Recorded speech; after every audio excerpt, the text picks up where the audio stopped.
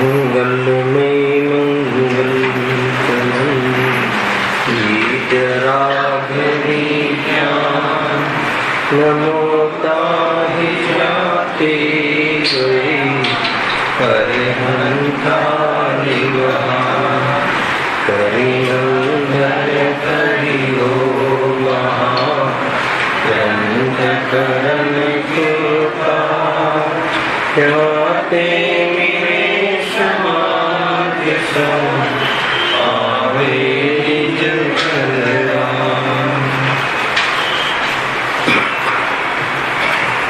श्री मोक्ष मार्ग प्रकाशक ग्रंथ से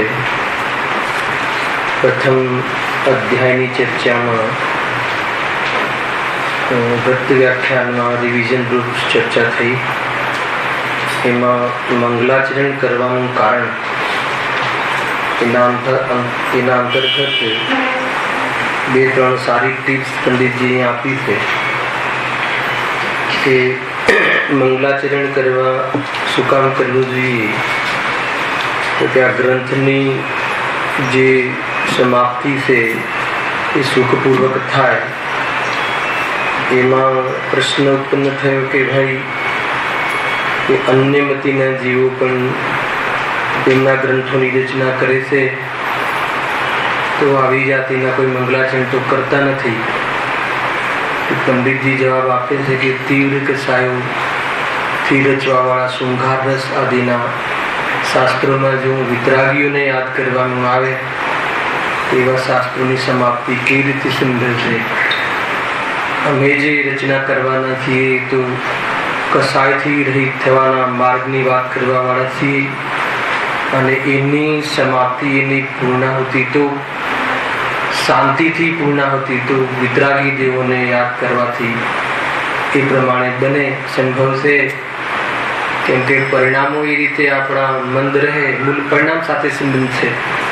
બહારમાં સંયોગોનું એ પ્રમાણે પૂરું થવું ન થવું એ તો કર્માધીન છે, પરંતુ પરિણામોમાં જો વિચલિતા હોય એવા તીવ્ર કસાયના પરિણામ હોય તો કેવી રીતે આ વિતરાગતાની વાત લખવી સંભવ છે। એટલા માટે અમે આજ મંગલાચરણ કરીએ છીએ।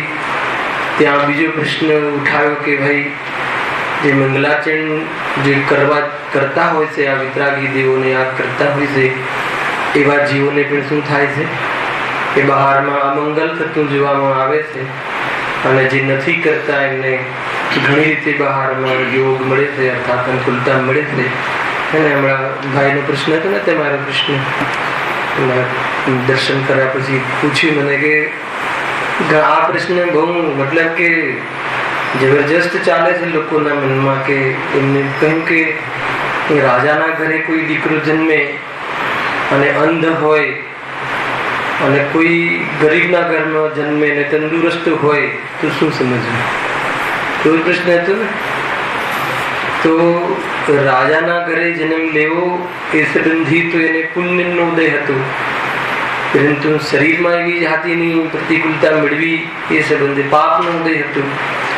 केम के जीव આગળ આવે पंडित जी લખ્યું કે સંકલેશ અને વિશુદ્ધ અનેક જાતિના જીવ પરિણામ કરે છે।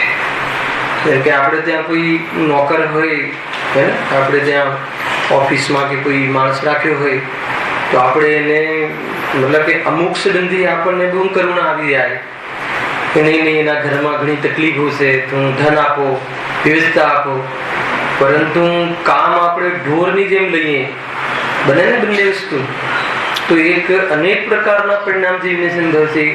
तो ये संबंधी पुण्यनो बंध थाय छे અને એ સંબંધી આપણને સંકલેશતાનું પાપનો બંધ થાય છે। તો એવી અનેક પ્રકારની પ્રકૃતિ ભેગી કરી હોય તો અનેક પ્રકારે ઉદયમાં આવે છે। ખ્યાલ આવે ભાઈ?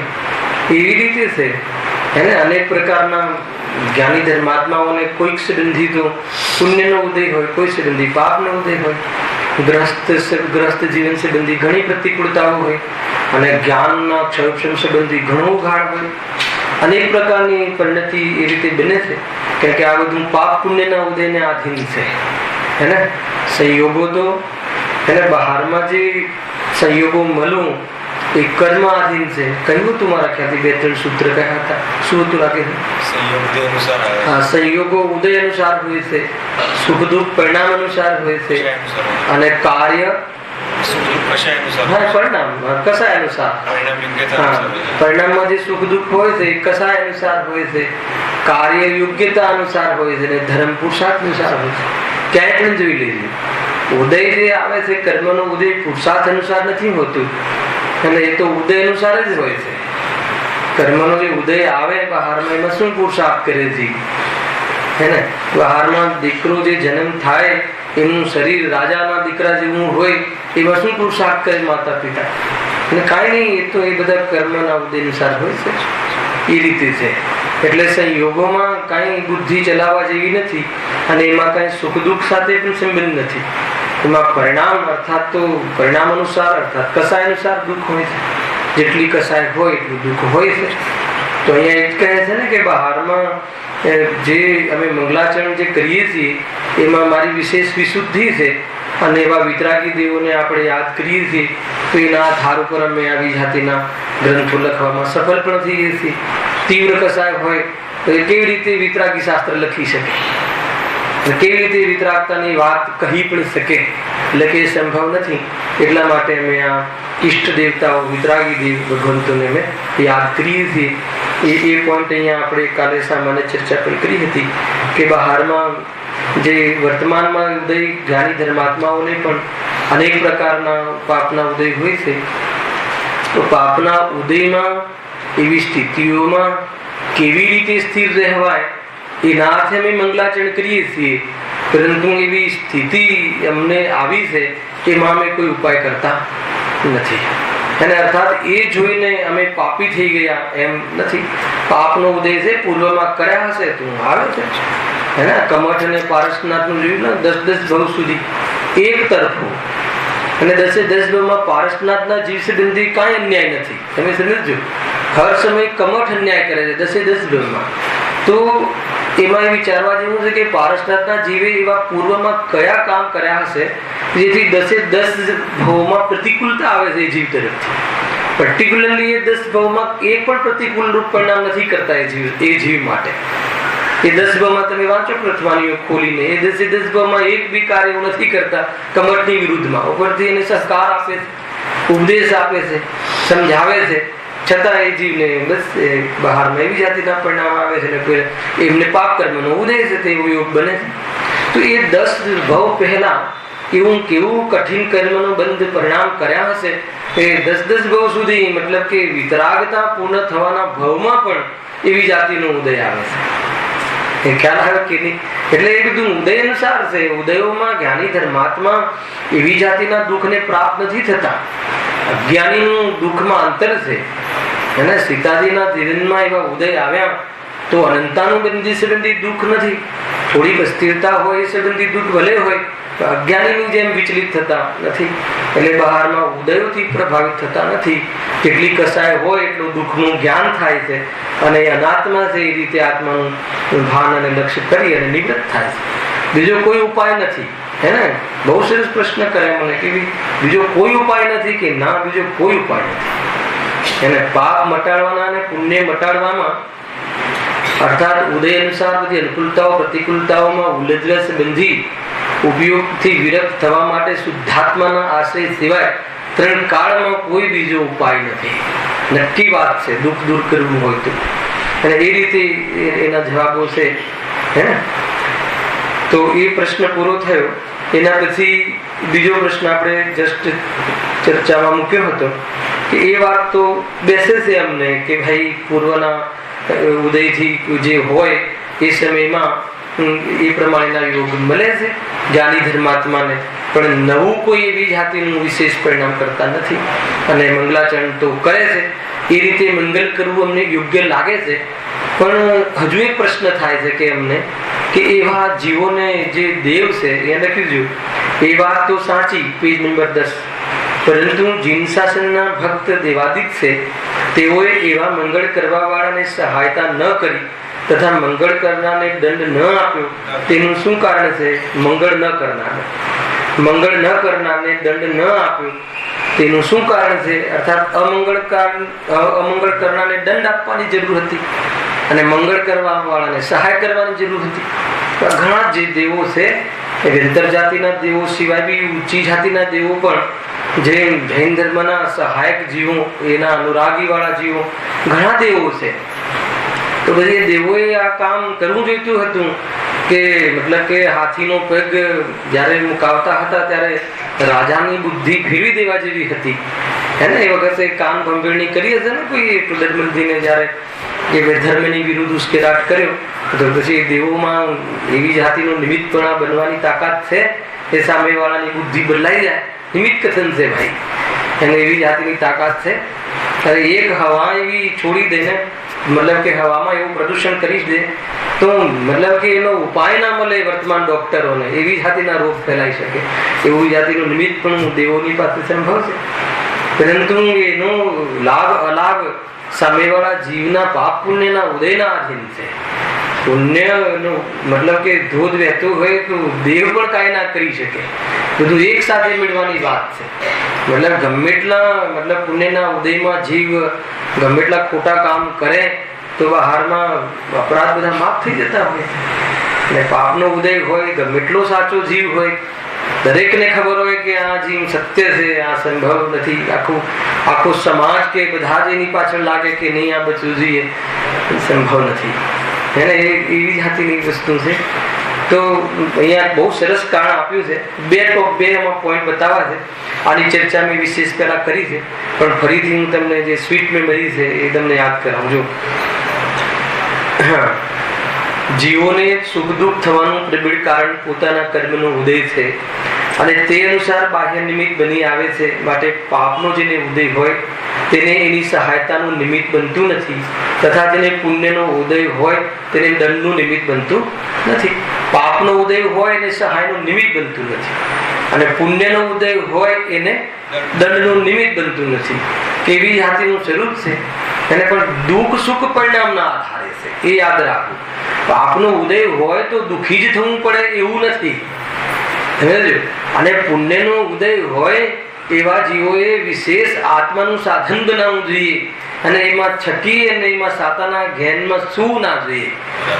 આ વાત બે બરાબર યાદ રાખવી જોઈએ. પાપના ઉદયમાં પણ જ્ઞાની ધર્માત્માઓ આત્મ કલ્યાણ કરી શક્યા છે ને કરી લે છે. એટલે પાપના ઉદયથી તો ડગવા જેવું છે જ નહીં. અને અત્યારે પાપના ઉદયમાં બી ભગવાન જલ્દી યાદ આવે છે કે નહીં. જયારે પાપની એવી ઉદયમાં એવી થપાટ લાગે તો જીવ દોડ્યો આવે ભગવાન પાસે, બને છે. હે ને, પણ પુણ્યના ઉદયમાં બહુ મતલબ કે ડેન્જરસ છે. પુણ્યના ઉદયમાં એવી જાતિનો જીવ સાતાના ઘેનમાં સુઈ જાય છે કે નહીં આના સિવાય બીજું કયું સુખ હોય. પણ અહીંયા અધ્યાત્મ રંગમાં કહે છે કે તને પુણ્યનો ઉદય હોય તો કેવી અનુકૂળતા છે. ઘર તરફથી અનુકૂળતા, મતલબ કે નોકરીમાં હોય તો નોકરી અનુકૂળતા, બિઝનેસ હોય તો બિઝનેસમાં પણ બધા કહે ભાઈ તમે તું સ્વાધ્યાય કરો, અમે સંભાળી લેશું.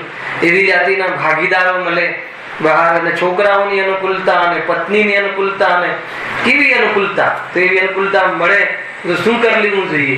આત્મકલ્યાણ કરી લેવું જોઈએ, વધારેમાં વધારે આશ્રય લેવું જોઈએ. હે ને, ઓર પુણ્યને લાવવું એમ નહીં. એને એવા પુણ્યમાં યુટિલિટી કરી લેવી જોઈએ. બહારમાં એવી જાતિની સહેજ અનુકૂળતાઓ મળતી હોય છે તો આત્મકલ્યાણ કરવામાં કેટલી અનુકૂળતા છે. જ્યારે શિબિરમાં જવું હોય, જ્યારે સવારે 6 વાગે મંદિરમાં આવીને બેસવું હોય, કોઈ જાતિનું બહારમાં મતલબ દરેક અનુકૂળતા જીવોને મળતી હોય છે.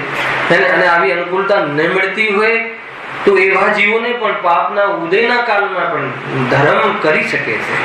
પણ બંને ઉદયમાં કરવા જેવું તો એક જ આત્મકલ્યાણ છે. એને મૂળ વાત અહીંયા એ ઉદ્દેશ છે. અહીંયા શું વાત કરે છે કે પાપના ઉદયમાં કોઈ આવીને સહાય કરે એવી રાહ જોવી નહીં. આત્માનો આશ્રય લઈ શકાય છે એ વાત યાદ રાખવી. અને પુણ્યના ઉદયમાં કોઈ દંડ આપવા આવે એવું સંભવ નથી. તો એના અર્થે કોઈ દંડ ન આપે તો પુણ્યના ઉદયમાં કોઈ ગેરરીતિ આચરવી એવું જીવન ન બનાવવું જોઈએ. બંને સામાન્ય ઉપદેશ આપણા માટે છે.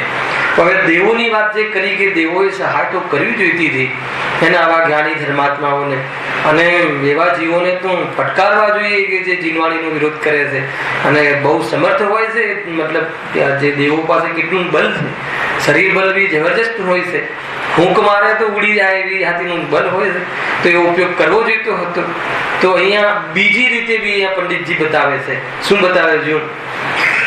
દેવાદિક છે તેઓ ક્ષયોક્ષમ જ્ઞાનથી સર્વને ઉપર જાણી શકતા નથી. એના દેવગતિમાં કયા જ્ઞાન સુધી જ્ઞાન હોય? અવધિ જ્ઞાન સુધી. મતિ, શ્રુત અને અવધિ, અને 3 જ્ઞાન ના ધારી હોય છે તમામ દેવો. ત્યાં મનોપ્રિયા જ્ઞાન સંભવ નથી. તો અવધિ જ્ઞાન તો નિયમથી હોય છે. નારકી અને દેવી ગતિ વાળાથી નિયમથી અવધિ જ્ઞાન હોય છે, એના જન્મથી. તો મતિ, શ્રુત, અવધિ જ્ઞાન 3 જ્ઞાન તો હોય છે. પણ જ્યારે જોડે અવધિ જ્ઞાન એને એવો વિકલ્પ આવે અને જોડે ત્યારે એ બી મર્યાદિત, એને તમામ જ્ઞાન તો થતું નથી. એમાં બી અમુક મર્યાદિત, દિશા સંબંધી મર્યાદિત અને બધું કાલ મર્યાદિત, એ મર્યાદિત જ જ્ઞાન થાય છે. કેમ કે ક્ષયોક્ષમ જ્ઞાન છે. એ જ્ઞાન પણ આવરણ વાળું જ્ઞાન છે. કેવલ જ્ઞાન નથી કે બધું વસ્તુ એક સાથે જાણી. એટલે સૌ પહેલા તો શું ક્યાંથી ઉપાડી વાત પંડિતજી? પહેલા તો એમનું જ્ઞાન જે છે એવું નથી કે તમે અહીંયા કોઈ દંડ કરતું હોય તો એમને ત્યાં વિચાર આવે કે અત્યારે કોઈ એમ નવરા પણ ના હોય. એટલા ભોગ વિલાસમાં પડ્યા હોય છે. 5 ઇન્દ્રિયોના વિષયોમાં દેવગતિના દેવોની દુર્દશા હોય છે. અને ત્યાં પણ બધું જ ચાલે છે. નીચેના દેવો પર દાદાગીરી કરવી અને ઉપરના દેવોથી ડરવું, બધું ચાલે છે. એવું નહીં કે અહીંયા છે અને બધું સંસારમાં તો એને જ હોય. એમાં પણ જે નીચેના દેવો હોય એના પર ઘણી દાદાગીરી કરતા હોય છે દેવો. અને જે ઉપરની જાતિના દેવો હોય એનાથી ભયને પ્રાપ્ત થતા હોય. દેવગતિનું પણ બહુ સ્વરૂપ જુદું આવશે ત્યારે એનો બી વિચાર કરીશું.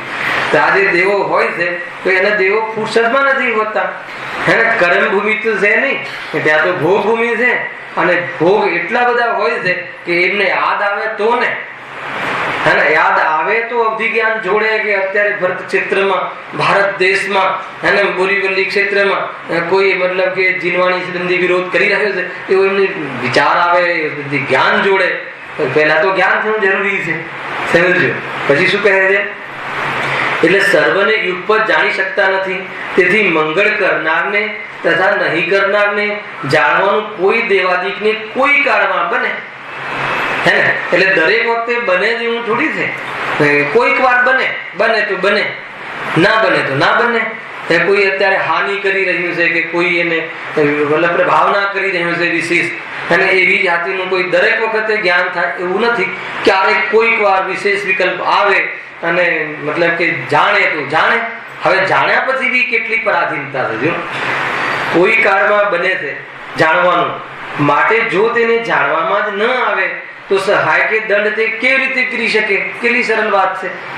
તમે કહો કે ભાઈ તમે અમને આટલી તકલીફો પડી પણ તમે આવ્યા જ નહીં, તો એવું અમને ખબર મળે તો આવે ને. સામાન્ય રીતે આપણામાં પણ છે ને કે અમને એવી ખબર મળે તો દોડે આવીએ. પહેલા તો ખબર મળવી જોઈએ, પહેલો પોઈન્ટ એ.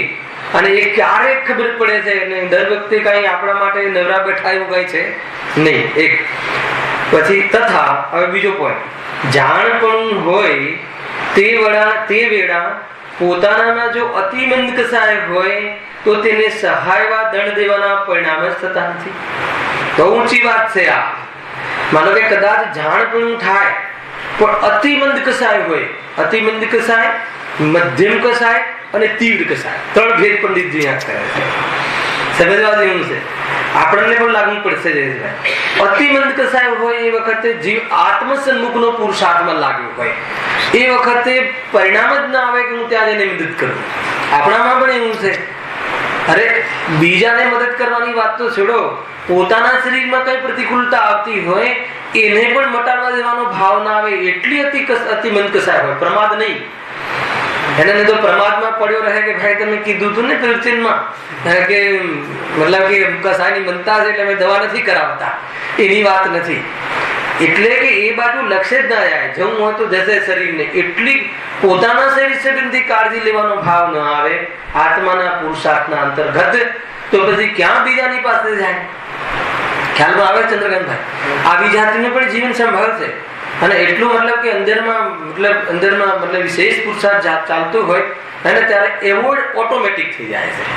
ઓટોમેટિક એવોર્ડ થઈ જાય કે દીકરાની દવા કરવા લઈ જવું તો પછી બીજાની સહાય ને ધર્મની સહાય કરવા વાળા જીવો સુધી તો ક્યાં જાય? એટલો લાભ નથી ત્યાં ફેલાતો. એક ખ્યાલ આવ્યો આગળ. કદાચિત જો જાણ પીણું હોય તો અતિ મંદ કસાય હોય તો તેને સહાયવા દંડ દેવાના પરિણામ જ થતા નથી, અને જો તીવ્ર કસાય હોય તો ધર્માનુરાગ થતું નથી. ખ્યાલ આવે કે નહીં? તીવ્ર કસાય હોય, તીવ્ર કસાય એટલે ભોગના વિષયમાં મસ્ત હોય, જાણપણું થાય તો બી ભાવ નથી આવતો કે હું નીતિ જઈને ત્યાં મતલબ સહાય કરું. અને આપણને બી એવું થાય છે, માન લો કે એક આપણે તીવ્ર કસાય હોય ઘરની અંદર, કોઈ એવા પરિણામમાં વિશેષ આપણે પૈસા કમાવા સંબંધી વિશેષ ફોન આવવાનો હોય કે કરવાનો હોય કે એવું હોય, અને આપણને સમાચાર આવે ભાઈ અશોકભાઈ કે કોઈ મરણ થયું છે હે ને, તો આપણને ત્યાં વૈરાગ નથી આવતું. કેમ નથી આવતું? કે આપણી તીવ્ર કસાય હોય છે. હવે વ્યવહારની દ્રષ્ટિએ જમતો હોય છે તો એના નજીકના ના હોય એવા જીવને ફોન કરીને કહીએ કે જ્યારે કાઢવાના હોય એ સમયે મને ફોન કરજે, હે ને. આમ તો વૈરાગ્ય આવે કે ભાઈ મિત્ર છે, જઈએ આપણે ને ત્યારે કેવી જાતિનું સ્નેહીજનના વિયોગથી વિશેષ દુઃખ સંભવશે, તો ત્યાં જઈને થોડીક આપણે એને સાંત્વના આપીએ તત્વ ધ્યાન દ્વારા, અને એવો ભાવ પણ ના આવે.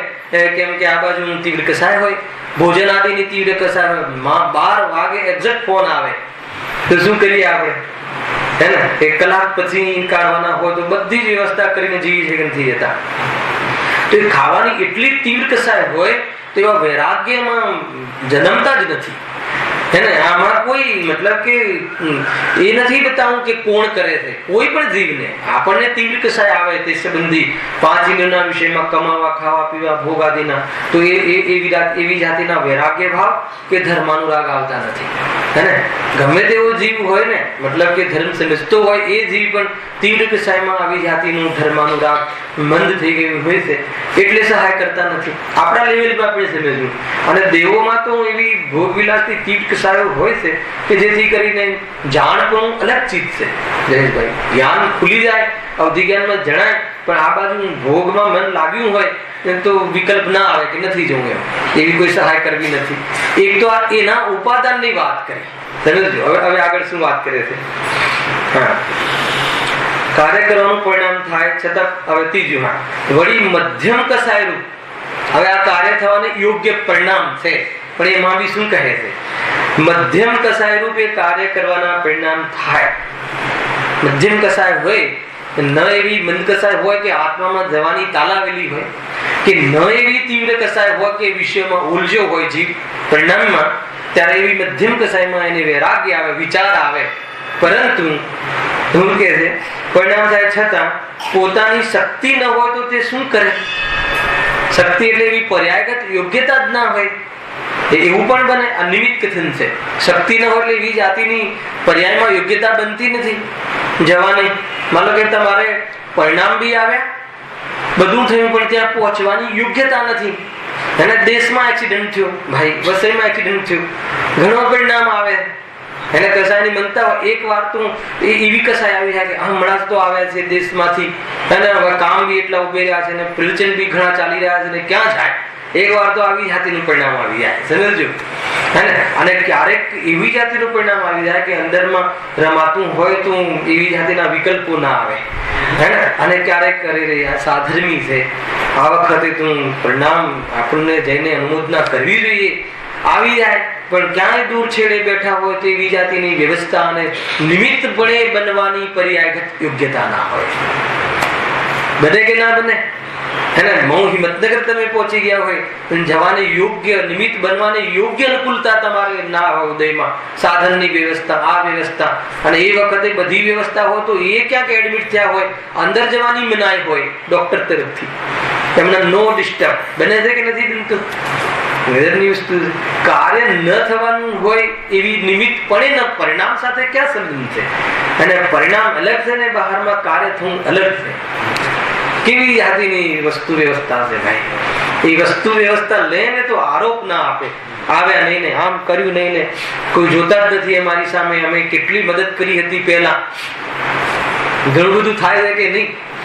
અને આ તો એટલી સરળ આપણી દેશ ભાષામાં કથા કરી છે ને, તમે વાંચી જાઓ તો બી ખબર પડેલી છે. પણ છતાં બી આ વિશેષ આપણને આપણા ભાવોથી હું તમને સમજાવવાનો પ્રયાસ કરું છું. આ બધા દર્દ મટી જાય કે ના મટી જાય? કેટલો ખ્યાલ આવે કે ભાઈ એક તો એ જીવને અત્યારે કોઈ તીવ્ર કસાય ચાલી છે, શક્તિ હશે, પહેલા તો આપણે શું આવે કે એ જીવને અત્યારે જ્ઞાનમાં નહીં હોય, ખબર નહીં પડી હોય. બીજું કે કદાચિત ખબર પડી હોય તો એને તીવ્ર કસાય કોઈ એવા કસાયમાં ફસાયેલો છે, કાં તો આત્માનું કલ્યાણ કરવામાં લાગ્યો હશે, કદાચ કોઈ કસાય આવી હશે તો પહોંચવાની યોગ્ય નહીં હોય, એવી જાતિની એની પર્યાયની યોગ્યતા નહીં બની હોય. કોઈ બી રીતે તે જીવ પ્રત્યે વિશેષ રાગદ્વેષ ન થાય એવી રીતે નિવૃત્ત થવાના કેટલા લક્ષણ છે, કેવી એંગલ, કેટલા દૃષ્ટિકોણ. એને આરોપ આપણે તો આરોપ જ આપી દઈએ એટલી ખબર ના પડે. આમ તો ઘણા પૈસા ખર્ચે છે ને 2000 જીપ કરીને આવી જતા કેટલી વાર થાય કે ના થાય નહીં ભાઈ?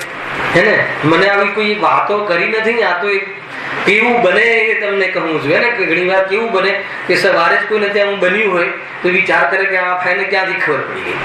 અરે અહીંયા તમે જેમ જેમ મોક્ષમાં પ્રકાશક વાંચશો ને તમને એમ લાગશે કે 200 વર્ષ પહેલા થયેલી આજે અમારે ત્યાં થાય છે ને 200 વર્ષ પહેલા કઈ રીતે ખબર પડી. તો કે આ તો મતલબ રૂટીન છે. જ્ઞાની અજ્ઞાનીના જીવનમાં અસ્થિરતા આદિ અને કસાયોના જે રોલ છે એ તો એક જ પ્રકારે હોય છે, કોઈ અનેક પ્રકારે ક્યાં હોય છે. એ રીતે સમજવું. કેટલું સરસ ભેદ જ્ઞાન આપણને આ સામાન્ય વાતમાં પણ આપણને શું શીખવું છે એમ. જો હવે ઓર વાત. વળી મધ્યમ કસાય રૂપે કાર્ય કરવાના પરિણામ થાય છતાં પોતાની શક્તિ ન હોય તો તે શું કરે? બરાબર. એ પ્રમાણે સહાય કે દંડ દેવાનું નિમિત્ત બનતું નથી. એ પ્રમાણે નિમિત્ત બનતું નથી. પોતાની શક્તિ હોય, હવે આગળ, પોતાની શક્તિ હોય, ધર્માનુરાગરૂપ મન કસાયના ઉદયથી તેવા જ પરિણામ થાય. તે સમયમાં અન્ય જીવોના ધર્મ અધર્મરૂપ કર્તવ્યને જાણે તો કોઈ દેવાદી કોઈ ધર્માત્માને સહાય કરે વા કોઈ અધર્મીને દંડ દે. પણ હવે એ પ્રમાણે કાર્ય થવાનો કોઈ નિયમ તો નથી. ખ્યાલ આવે? વાંચું તો પણ ખ્યાલ આવે. ફરીથી જો એ પ્રમાણે ફરીથી વળી મધ્યમ કસાય રૂપ એ કાર્ય કરવાના પરિણામ થાય છતાં પોતાની શક્તિ ન હોય તો તે શું કરે? એટલે સુધી ખ્યાલ આવે. એ પ્રમાણે હવે સમુચ્ચય પાછી ચર્ચા કરે છે. સહાય કે દંડ દેવાનું નિમિત્ત બનતું નથી. એટલે સહાય કરવાનો કે દંડ દેવાનો એ પ્રમાણે દેવ કોઈના નિમિત્ત બનતા નથી. ફરીથી કહે છે કે પોતાની શક્તિ હોય, કદાચિત નિમિત્ત બનવાની શક્તિ હોય, ધર્માનુરાગરૂપ મન કસાયના ઉદયથી તેવા જ પરિણામ થાય. હવે કઈ રીતે બને? કે એમને પર્યાયની યોગ્યતા હોય અહીંયા આવવાની, અનુકૂળતા હોય. બીજું શું કહે છે કે ધર્માનુરાગરૂપ કસાયની મનતા હોય, એવા પરિણામ હોય, મધ્યમ કસાય હોય તેવા જ પરિણામ થાય. તે સમયમાં આ બધું થવા છતાં પણ અન્ય જીવોના ધર્મ અધર્મરૂપ કર્તવ્યને જાણે. એવા સમયમાં કોઈ ધર્મને સહાય કરી રહ્યો છે, પ્રભાવના કરી રહ્યો છે એવું જ્ઞાન થાય. અર્થાત તો કોઈ ધર્મની વિરુદ્ધ કાર્ય કરી રહ્યું છે અધર્મરૂપ એવું જ્ઞાન થાય. એવું કરી રહ્યો છે કોઈ એવું જ્ઞાન થાય, એવું જાણે તો કોઈ દેવાદી કોઈ ધર્માત્માને, આ કોઈનો અર્થ શું કાઢશો? કોઈક ધર્માત્માને એટલે સામેવાળાનો પુણ્યનો ઉદય હોય તો. કેમ કોઈક ધર્માત્માને? કેમ બધા ધર્માત્માને નહીં? પહેલા તો એના ઉપાદાનથી વાત કરી, પછી સામેવાળાના એ જીવનું પણ પુણ્યનો ઉદય હોવો જોઈએ. આટલી બધી વસ્તુઓ એક સાથે મળે ત્યારે આવી જાતિનું કાર્ય થાય છે. અર્થાત તો અધર્મ રૂપ કરનાર કાર્ય કરવા વાળા જીવને પાપનો ઉદય હોય ત્યારે કોઈ બહારમાં દેવ આવીને એવું નિમિત્તથી જોવા મળે કે એ પ્રમાણેની સજા ફટકારતા જોવા મળે છે. પહેલા બહુ જોવા મળતું હતું અને હવે જો પુણ્ય પણ ઘટી ગયા ને પંચમ કાળ હવે હીન થતું જાય છે. એના પહેલા તો દેવો આવી જતા અને કોઈ ખોટું આચરણ મુનિરાજ આચરે તો પણ કહી દેતા વસ્ત્ર પહેરી લો. અર્થાત તો સૌ પહેલા એમ કે મુનિ યોગ્ય પરિણામ રાખો. એના દેવો આવી જાતિનો પુણ્યનો ઉદય બી ઘણો હોય અને પ્રભાવ બી ઘણો હોય. કોઈ અન્ય લિંગ ધારણ કરી લે માત્ર બાહ્યમાં અને ખોટા આચરણ કરે તો આવી જતા. અને હવે એવી જાતિનું પુણ્ય નથી હોતું. અલગ અલગ પુણ્ય હોય છે. શ્રીમદજીને વિશેષ વિશુદ્ધિ હતી જયેશભાઈ, વિશેષ તત્વની પકડ જબરજસ્ત હતી, પણ એવા પુણ્ય નતા, સભા ન મળી. ગુરુદેવને વિશેષ પુણ્ય હતું, દરેક જાતિની સભા મળી, બધી જ કોમના જીવો આવવા લાગે. આ બધું બહારના કામ પાપ પુણ્યના ઉદય છે. જ્ઞાનીઓ કહે છે કે સભા વધારે આવી કોઈ સત્યતાના આધાર પર નથી, પુણ્યના ઉદયના આધાર ઉપર છે. હે ને, સત્યની સભાઓ ચાલતી હોય તો વધારે પબ્લિક આવે એમ નથી. એને ખોટી રૂપણાના સભાઓમાં 5 લાખ પબ્લિક હોય છે અને એક દ્રવ્ય બીજા દ્રવ્યનું ન કરે ત્યાં 1-2 જણ બેઠા હોય છે એને એટલે હું કાંઈ એ બધું વાતના ને ઉદ્દેશના આધાર ઉપર બાહ્યના યોગનું સ્વરૂપ નથી. પાપ પુણ્યના ઉદયના આધાર સંયોગ ઉદય અનુસાર થાય છે. એ વાત બરાબર યાદ રાખવી. કોઈના પર આરોપ આપવો નહીં. મારા દ્વારા કરાયેલા કર્મના ઉદયથી બહારમાં આવી સ્થિતિ બની છે અને ઉદયમાં છે મારામાં નથી એ જોડે ભેગું રાખવું. બે વાત બરાબર સાથે ચલાવવી હે ને. એ તો ઉદયમાં છે મારા સ્વભાવમાં નથી. મારા આત્માને સ્પર્શ કરી શકતા નથી. બહારના ઉદયોથી પ્રભાવિત થવું નહીં. કેવી પ્રકારના બહારમાં ઘણી અનુકૂળતા હોય કે ઘણી પ્રતિકૂળતા, પોતાનામાં એ રીતે જોવું, સામેવાળા જીવમાં પણ પ્રતિકૂળતા અનુકૂળતા વાળા સંયોગોથી નહીં જોવું કે પૂર્વના ઉદયમાં છે અત્યારે તો જીવ ભગવાન બની શકે એવી યોગ્યતા વાળો છે. આવી જાતિની દ્રષ્ટિ, આવી જાતિના દ્રષ્ટિકોણ, આવી જાતિનું ચિંતન તમને તમારામાં રહેવા રૂપ કાર્યમાં અનુકૂળતા બનશે, નહીં તો નહીં બને. નહીં તો બહારના સંયોગોમાં ફેરફાર અને નિંદા કરવામાં ભાવ જતો રહેશે. એ રીતે કોઈને કેવી રીતે પણ જોઈએ એને તો આપણો અધિકાર નથી કે એના ઉદય વિશે ચર્ચા કરીએ. અને અધ્યાત્મ બી કહે છે કે તો ઉદયમાં છે ભાઈ, એના સ્વરૂપમાં નથી. બે રીતે, પેલા તો અધિકાર નથી આપણને એને પરમ આ રીતે વિચાર કરવાનો, અને બીજું એ સ્વરૂપમાં નથી ને, ઉદયમાં છે ને. બે રીતે આપણે નિવૃત્ત થવું જોઈએ. જો હવે કેવી વાત કરે. હા, ચોથો પોઈન્ટ અહીંયા શું લીધો આપણે કે તો કોઈ દેવાદી કોઈ ધર્માત્માને સહાય કરે એવા કોઈ અધર્મીને દંડ દે હે ને, ક્યારેક એનો ઉદય હોય તો મારામાં પરિણામ આવ્યું, મારી એવી યોગ્યતા બની, મારામાં સામર્થ્ય, પણ સામેવાળા જીવનો એવો ઉદય જ ના હોય. ગમે એટલું ચાહતા હોઈએ કે આનું બધું સુધરી જાય, પણ એનું ઉદય જ ના હોય. બધી અનુકૂળતાઓ લાવવા માટે આપણે મથીએ, પણ એનો ઉદય જ ના હોય. પુણ્યનો ઉદય જ ના હોય. એના પાપના ઉદયમાં આપણે કાંઈ કરી શકતા નથી. પાપનો ઉદય હોય તો અને એમાં આપણું એના દંડમાં નિમિત્તનું સંભવ છે, અને પુણ્યનો ઉદય હોય અને આપણી આવી બધી યોગ્યતા થાય તો એની સહાયમાં નિમિત્તનું સંભવ છે. છતાં જીવ તો બીજામાં કાંઈ કરી શકે એમ છે નહીં. બરાબર યાદ રાખવા જેવું છે ભાઈ. હવે શું કહે છે? હવે એ પ્રમાણે કાર્ય થવાનો કોઈ નિયમ તો નથી. એ પ્રમાણે આટલી બધી ચર્ચા કરીને એટલે બહારમાં કોઈ દેવ આવી જાય અને તમે જે વિચાર કર્યો હતો કે કેમ કોઈ આપતા નથી અને દંડ કેમ આપતા નથી અને જ્ઞાની ધર્માત્માને કેમ સહાય કરતા નથી, તો તમારા વિચાર અનુસાર કોઈ એવો નિયમ નથી કે કોઈ દંડ કરે દેવ આવી જ જાય. અરે કોઈ ખોટા કામ કરે એટલે દંડ દેવા દેવ આવી જ જાય, અને સારું કાર્ય કરે એટલે દેવોને આવી જ જવું જોઈએ એવું નથી. ખ્યાલ આવે કે નહીં? એટલે આ દેવો પ્રત્યે બહુ પ્રભાવિત થવા જેવું નથી.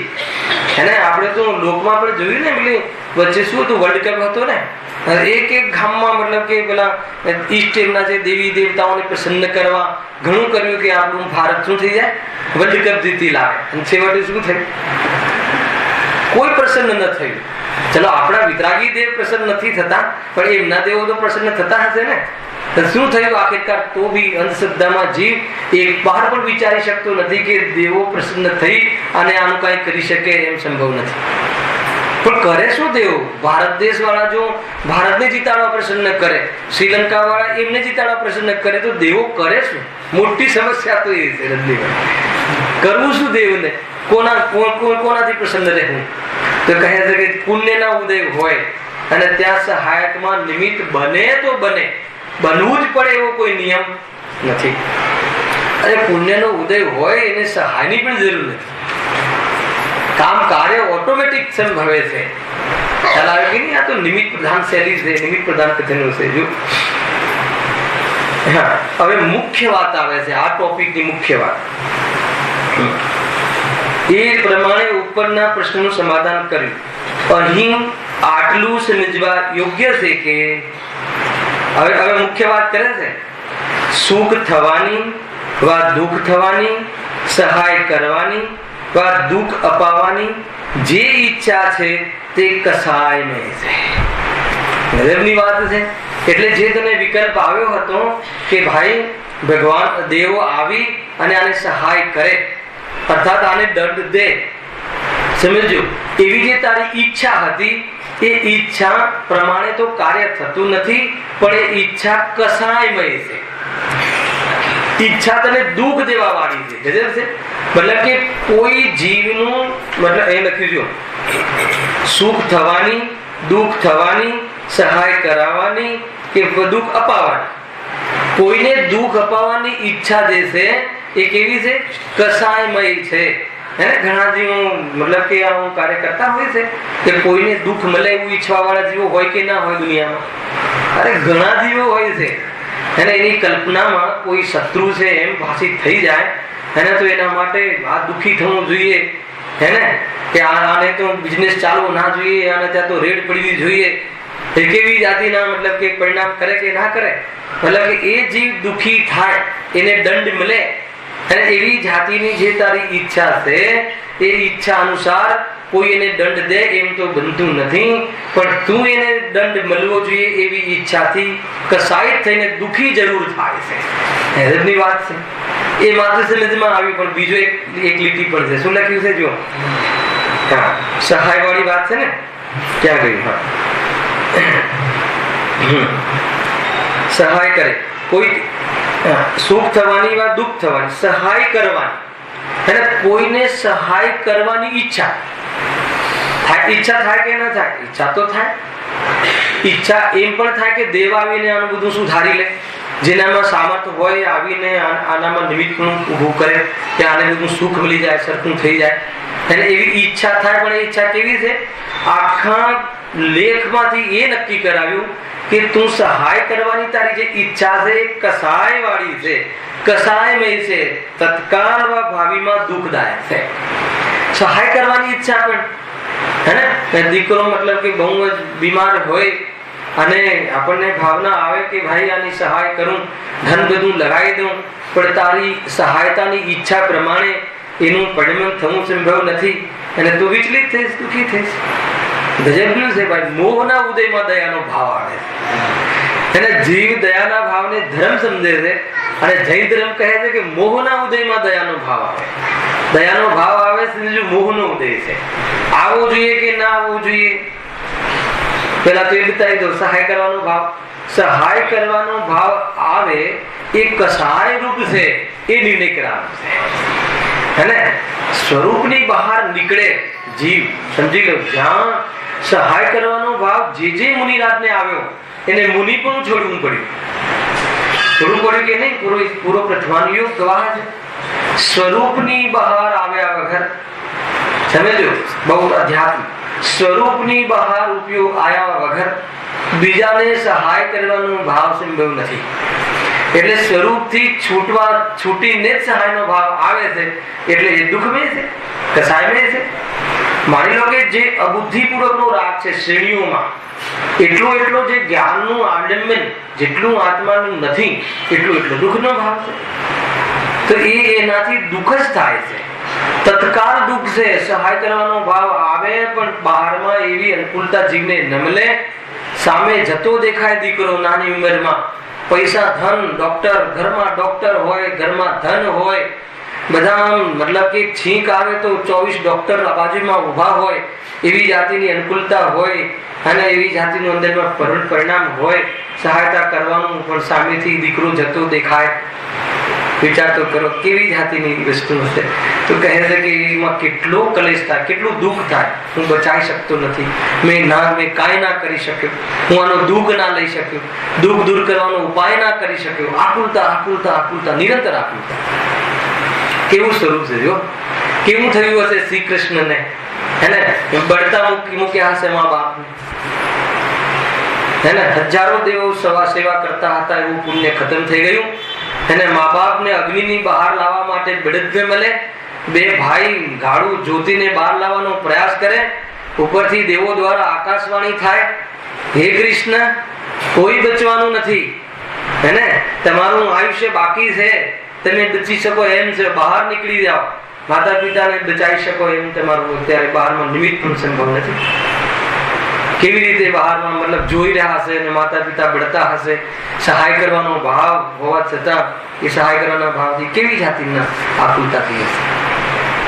ન બને, બહારમાં ઉદય ન હોય, ના પુણ્યનો ન બને, આયુ કર્મનો અંત હોય તો ન બચાવી શકે. અને કોણ બચાવી શકે?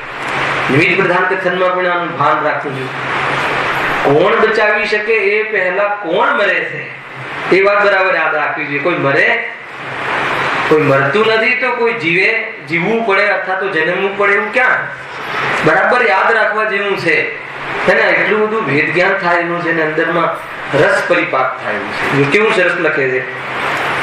એટલે કે જે તને વિચાર આવ્યા છે કે નહીં તારે કોઈને દેવે આવવું જોઈએ અને આને સહાય કરવી જોઈએ, અને તો એ પ્રમાણેની જે તારી અંદરમાં ભાવ ઉઠ્યો છે એ તો કે કસાયમય ભાવ છે. એ ધર્મ ભાવ નથી, ભલે ધર્માનુરાગ પૂર્વક હોય, પરંતુ એ કસાય છે તત્કાલ શું છે? દુઃખ દેવા વાળો છે. કેમ કે આપણે એવું ઈચ્છીએ કે નહીં અહીંયા ભગવાન દેવગતિના દેવો આવવા જોઈએ અને જીનવાણીની રક્ષા કરવી જોઈએ, પરંતુ એવું તો સંભવ નથી. એવું કાર્ય બનતું દેખાતું નથી. એટલે આપણને શું થશે? આકુલતા થશે. અને મિથ્યા દ્રષ્ટિ હશે, નિમિત્ત પ્રધાન દ્રષ્ટિ હશે તો શું થશે?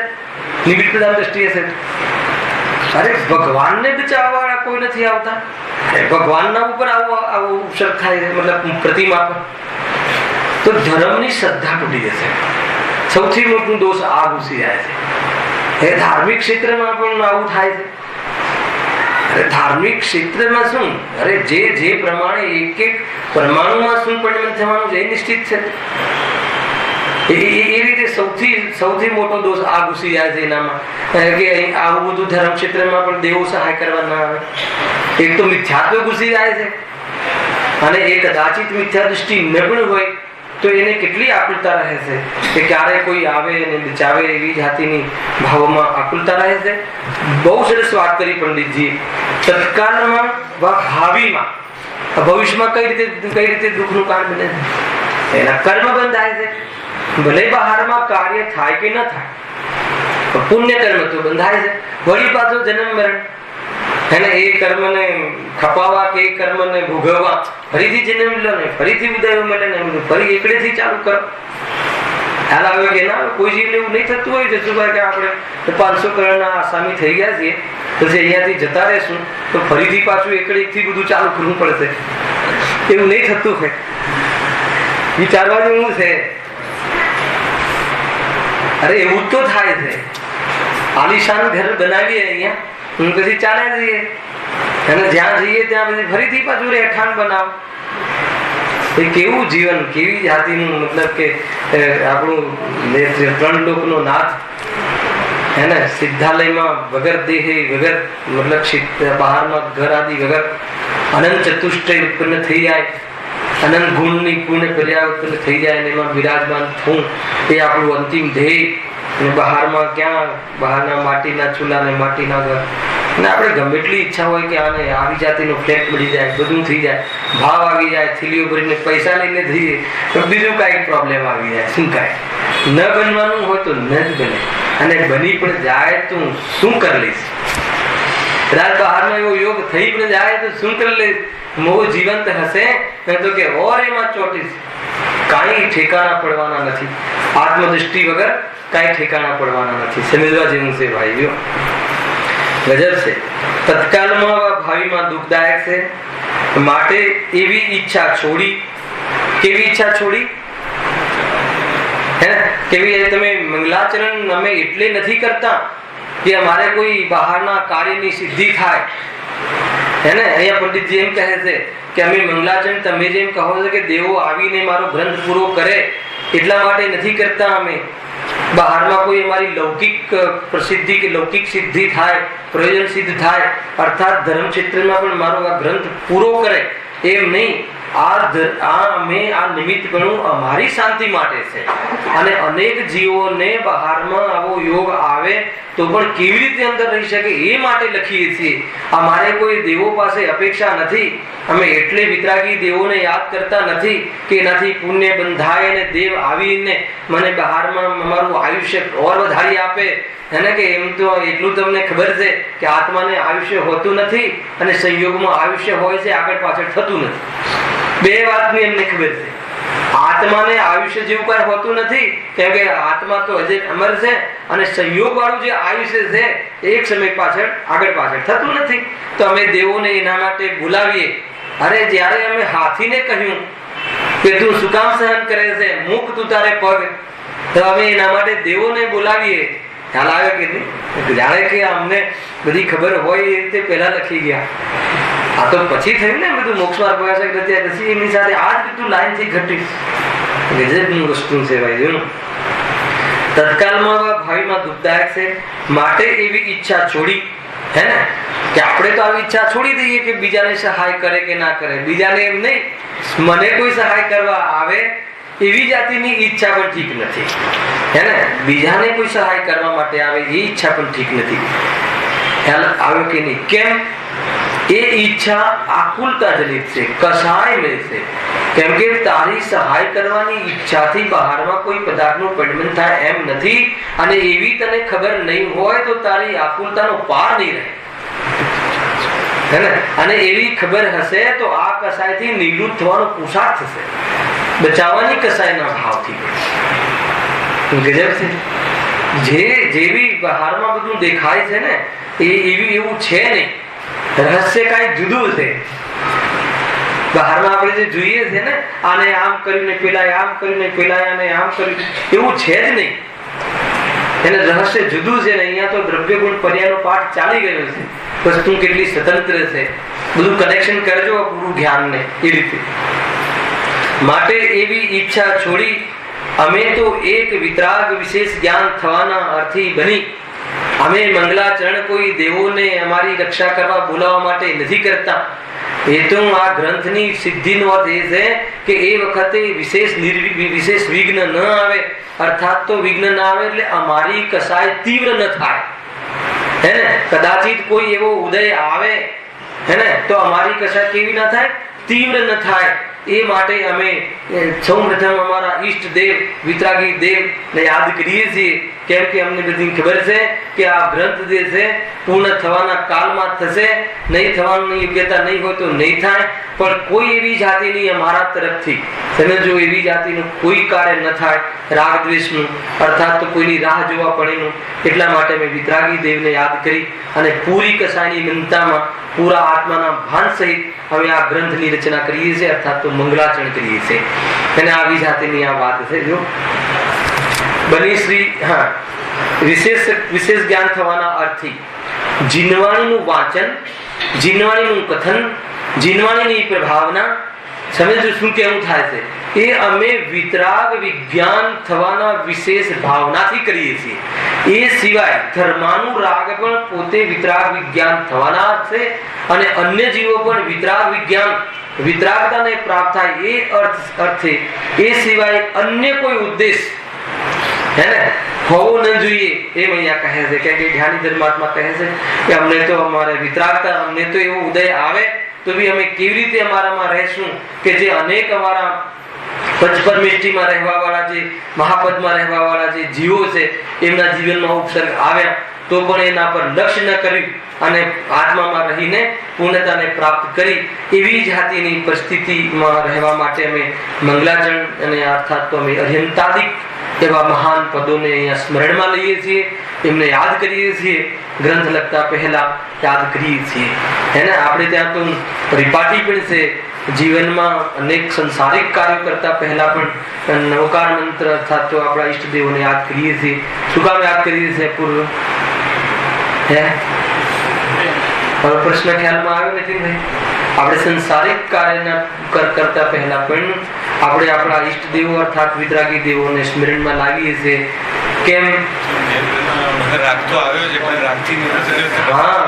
એટલા માટે નહીં કે મારી પ્રયોજનની સિદ્ધિ થાય, એને દુકાન બરાબર ચાલે એમ નહીં કે પ્રભુ મને રાગ તો આવ્યો છે મારી ભૂમિકા પ્રમાણે, પણ એમાં હું વિશેષ ન ઉલਝું અને મને હંમેશા મારા સ્વરૂપની યાદ રહે. એ રીતે એ મંગલાચરણ છે. એટલા માટે આપણે ત્યાં પદ્ધતિ છે કે સંસારિક કાર્ય ભૂમિકા યોગ્ય, સમાજ નિંદે ના હોય એવી, અને સમાજમાં પણ નિંદાને યોગ્ય હોય એવી પ્રવૃત્તિની વાત અહીંયા નથી. એ તો શું કામ મંગલાચરણ કરે, હે ને. અહીંયા તો વિતરાગ થવા વાળા જીવની વાત છે. કદાચિત ભૂમિકા અનુસાર એવું દુકાન મકાન બનાવવાનો ભાવ આવી જાય છે, હે ને, તો યાદ કરે કે એમાં વિશેષ ન ઉલਝવું, હે ને. ઘણી વાર કહે કે એટલું મતલબ કે જબરજસ્ત મકાન નહીં બનાવતા કે નીકળવાની ઈચ્છા ના થાય, હે ને. બનારસી દાસના દોહામાં છે હે ને? ઘર કેવું બનાવજો, અર્થાત તો બહારમાં ઘર છે ને કેવું લાગવું જોઈએ? બાણની નોક સમાન લાગવું જોઈએ. એ એક દોહામાં છે. મિત્ર કેવા લાગવા જોઈએ? મૃત્યુ સમાન લાગવા જોઈએ. મિત્રની વાત છે.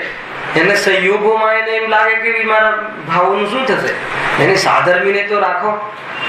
ત્યાં એક જગ્યાએ હું લખ્યું કે ભાઈ સાધર્મી હોય કે વિધર્મી હોય, તને તારી નિધિ પ્રાપ્ત થતી હોય તો ચૂપચાપ ભોગવવામાં જ મતલબ કે ભોગવવું જોઈએ, એમાં ચતુરાઈ છે, હે ને? તથાપી સાધર્મી મળે તો એમાં તો એક આત્માની વાત થાય છે, પણ સાધર્મી પણ અન્ય વાતે આપણે ચડી જઈએ.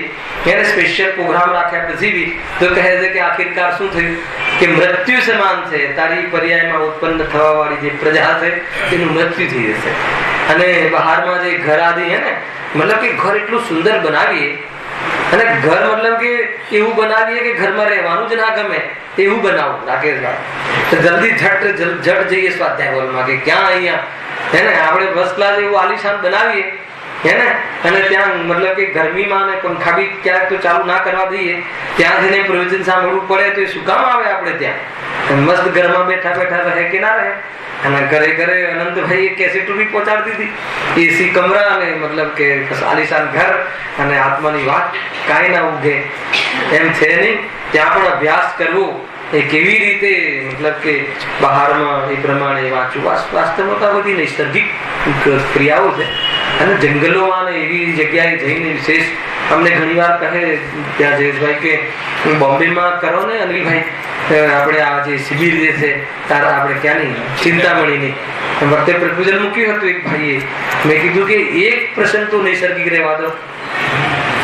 નૈસર્ગિક જગ્યાઓ છે, નિમિત્તિક સંબંધ છે. ડુંગરા હોય ત્યાં કોઈ બહારમાં કોઈ વિષય કસાયની ચીજો જોવા ના મળે, અને જે જંગલો તો સાધનાના નિમિત્તના સ્થાનો છે.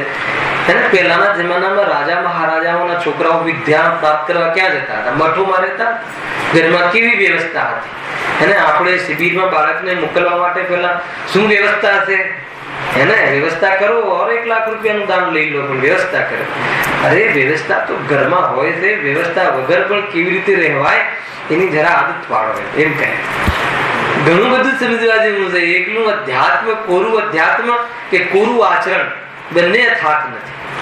બંનેનો સમન્વય હોવો જોઈએ. જાતે જાતે અભ્યાસમાં રહેવું જોઈએ કે કેવી રીતે કેટલું સામર્થ્ય હોય આપણું એ પ્રમાણે દ્રષ્ટિમાં લઈને કે ભાઈ વિતરાગી થવું છે અને એ પ્રમાણે જીવન હોવું જોઈએ. અને તમે આ જવાબ આપ્યો તો નહીં ભાઈ, મેં તું બોમ્બેમાં તમે કરશો તો એક પીરિયડ ભરશે પછી દુકાને જતો રહેશે, પછી સાંજે પછી એકદમ દોડતા દોડતા આવશે ને એવા થાકીને આવશે કે શું સાંભળે છે. પૂરેપૂરો 8 કલાક નિવૃત્ત, 8 દિવસ 12 કલાક નિવૃત્ત, 24 કલાક નિવૃત્ત થઈને આવે. અને અલગ અલગ મતલબ કે પુરુષોની અલગ રૂમ ને સ્ત્રીઓની અલગ રૂમ, કોઈ જાતના કોઈ કનેક્શન નહીં, અને કેટલું શાંતિથી પોતાની વ્યવસ્થા પોતે. અને ઘરે મને બ્રશ હાથમાં આપે અને ટ્યુબ હાથમાં આપે ને એવી જાતની પરાધીનતાઓ. ક્યાં આત્માની વાત બહુ દૂર રહી જાય. 8 દિવસ કમસે કમ આવો અભ્યાસ કરવો જોઈએ.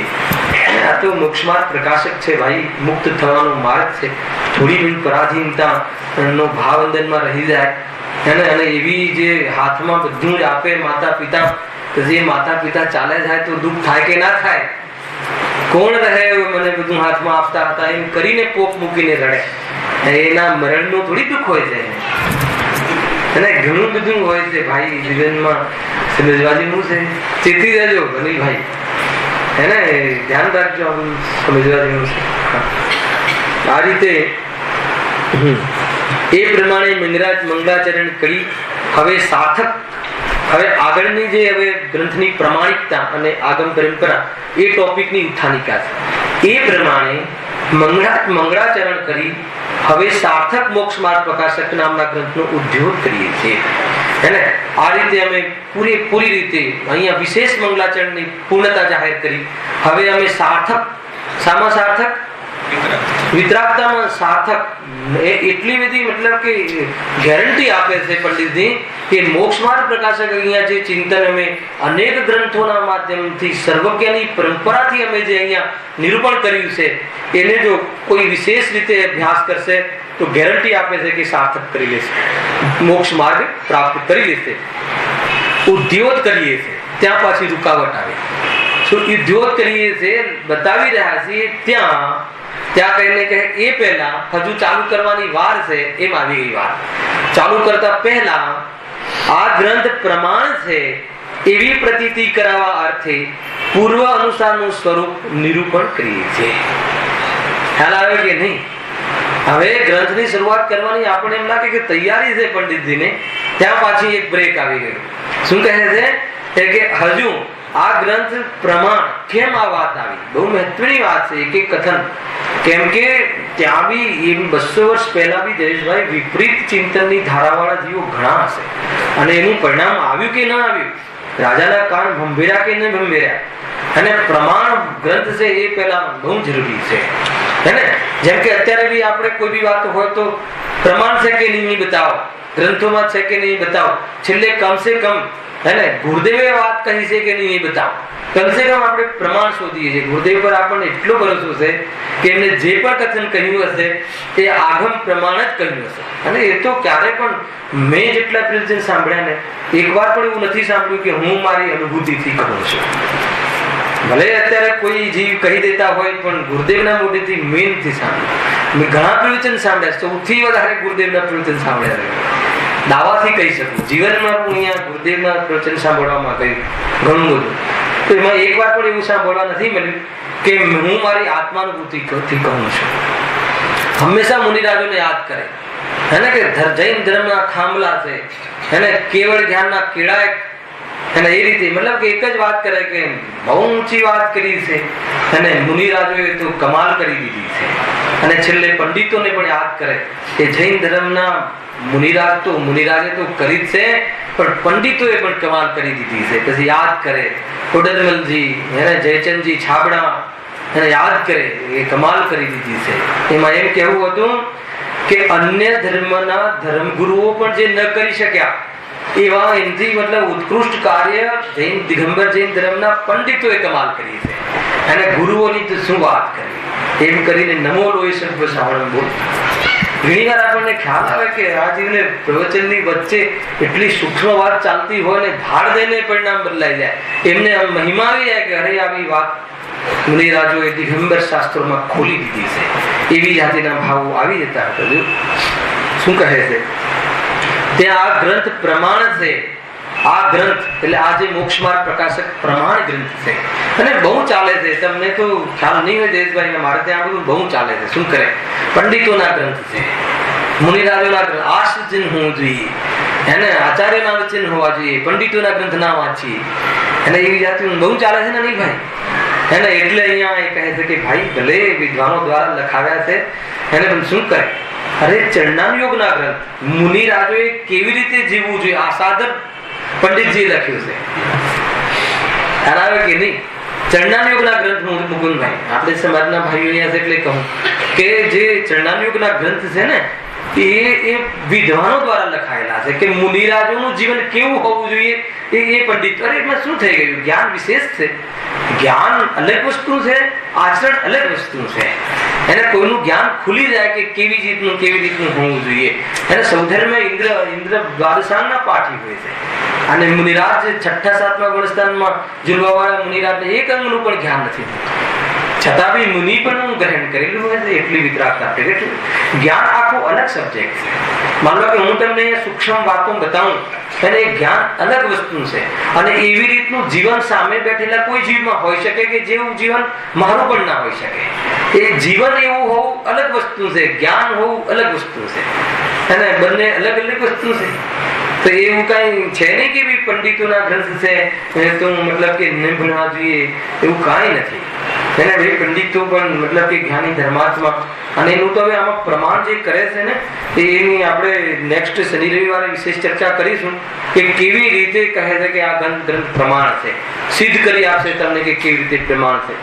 કેમ કે વિશેષ વિરોધી ચિંતન ધારાઓ બધી જગ્યાએ ચાલતી હોય છે, અને સૌથી પહેલા ગ્રંથમાં છે કે નહીં, આચાર્યના કથન છે કે નહીં, કોને કહ્યું, અને આપણા મુમુક્ષુમાં શું ગુરુદેવે કહ્યું છે કે નહીં, એ પહેલા બતાવી દઉં તો અમે પ્રમાણ માનીએ. એને એ કોઈ વાત ખોટી નથી, પ્રમાણ વગર જ્ઞાની ધર્માત્મા કહેતા નથી, પરંતુ માત્ર આચાર્ય જ બતાવેલા ગ્રંથ પ્રમાણ છે એવી જે ધારણા છે એ ખોટી છે. है ना, पंडितों द्वारा लखाયેલા કોઈ શાસ્ત્ર છે એ ખોટા હોય છે એમ નહીં સમજવું. એની અહીંયા એ પ્રમાણ આપશે કે આ ગ્રંથ પ્રમાણિક છે, આ ગ્રંથ પરંપરાથી કેવી રીતે સંબંધ રાખે છે, જૈન ધર્મની જે પરંપરા છે એનું ઉલ્લંઘન કર્યા વગર રચાયેલો છે, એની શ્યોરિટી આપે છે. એના પછી કહે છે કે હવે અમે ગ્રંથની રચના આવે અર્થાત તો અમારે શું કહેવું છે એની ચર્ચા હવે ચાલુ કરીશું.